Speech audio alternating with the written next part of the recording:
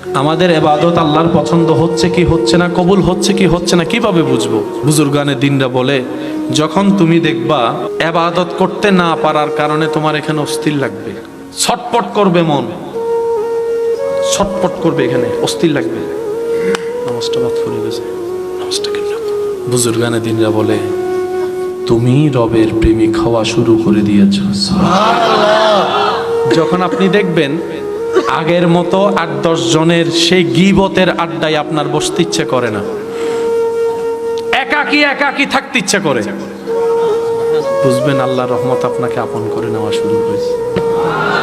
আপনি যখন দেখবেন আগে পান থেকে চুন খসলে যে নাক ফাটাই দিত ওই পরিবেশ, যখন দেখবেন আপনার কোন একটা কিছু শুনলে, যা বেটা বাদ দে, তুই আমার বদনাম করলো কি, তুই আমার প্রশংসা করলো কি, আল্লাহ আমারা জানা দেয় যতটুকু দিয়েছেন এতটুকুই।